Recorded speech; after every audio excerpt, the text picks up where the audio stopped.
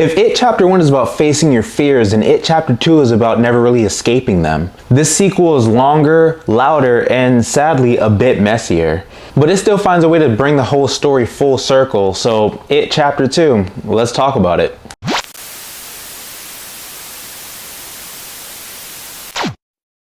This takes place 27 years after they defeated Pennywise. So they have to come back after being spread out and living their own separate lives because the creature that is called It has returned to Derry to cause havoc once again. This movie isn't touching the potential, the actual weight that It Chapter 1 had, but when it has its moments, it does have its moments. With this one, they actually did go deep with this, and they did bring on the murder of Adrian, which was kept out of the original miniseries because it is a bit too gruesome and intense for an opening. So I was actually surprised that It Chapter 2 went that route and did this, and I actually did like that about it. The first opening of this, the setup to it, it's just so eerie and so suspenseful, and then when you see it all take place, it's actually as gruesome as you expect and as you recall if you read the book. And the casting, shit. Yeah, I can curse on this channel. Like, the casting for the adult losers, it was perfect. Perfect.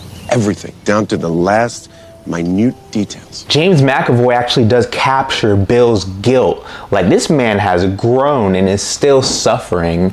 And as an adult, like, James McAvoy does capture the stress that Bill has still been carrying with him since the passing of his brother. Jessica Chastain's in this. Andy Muschietti recently used her in the movie Mama. She actually does bring the strength back with Beverly as an adult. Bill Hader, you can't hate Bill Hader. He brings the noise, he brings the laughs with older Richie. The chemistry feels extremely authentic. It actually brings more credibility to the It story actually progressing. Bill Skarsgård is actually still very good as Pennywise. Like, he does bring it with Pennywise. The mirror maze sequence in the sequel actually does show you that Bill Skarsgård can still bring it even without really doing much as Pennywise. Just his presence alone is terrifying and does bring a chill down your spine. The themes of memory and trauma and how remembering can bring everything back together does actually make this enjoyable too. The fact that the only way the losers can actually defeat Pennywise is that they have to actually face their fears and remember their trauma, it does actually bring forth, like, front and center, the symbolism that Stephen King has put into this book. You cannot heal if you've forgotten. And the consequences that they had to endure if they did not return to Derry. Like, the promise that they all made to return was not just a promise.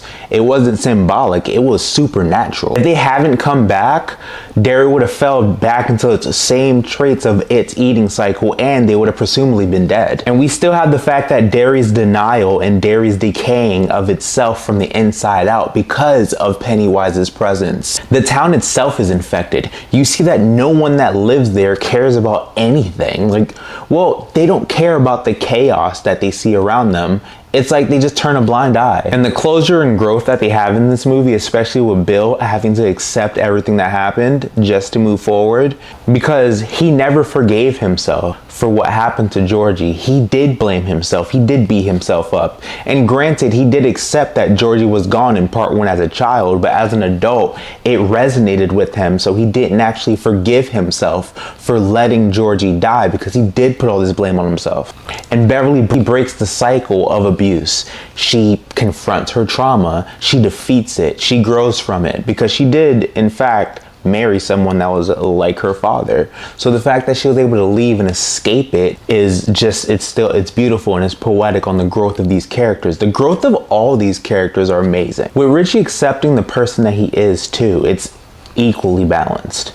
And we can't forget that Stephen King cameo. I love seeing that in this. Like, it's so meta because the fact that he wrote Bill to be like a mirrored version of him, because, you know, Stephen King has stories where the endings kind of fall flat, that he can just sit there and make fun of himself. It felt very meta in this film.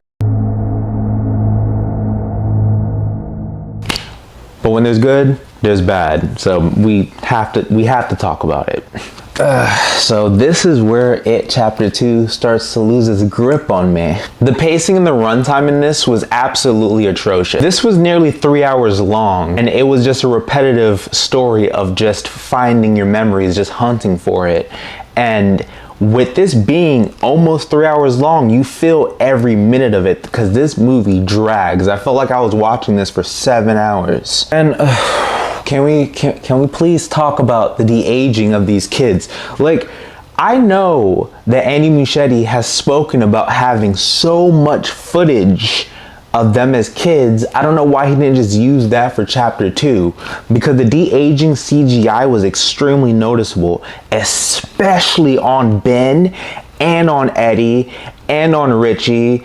So presumably half of the crew, because I know that kids grow. I know that they hit puberty because this was filmed 2 years later. So of course they went from like 12 to 14, 13 to 15, which you grow fast. But why not just use the footage you had from Chapter 1? And the over-reliance on CGI was kind of a bummer as well. Bigger doesn't always mean scarier, and I don't know how come people don't really know that. Practical tension that kept It Chapter 1 above ground is what kind of shot Chapter 2 down, because they didn't rely on that. This tended to get a bit too cartoonish, too animated. It started to feel like an episode of Looney Tunes. And speaking of moments like Looney Tunes, the inconsistent tone of this film.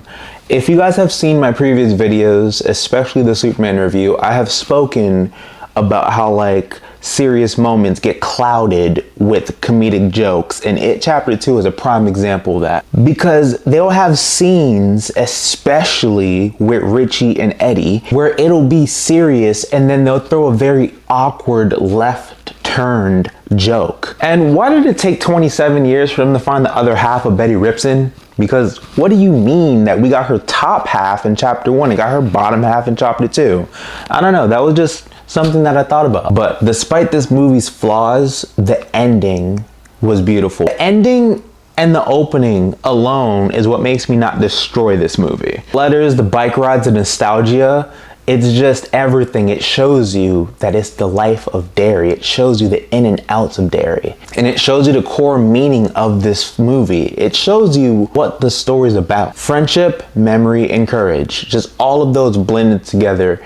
It blossomed more in the last 7 minutes of this film than it did throughout like the whole movie.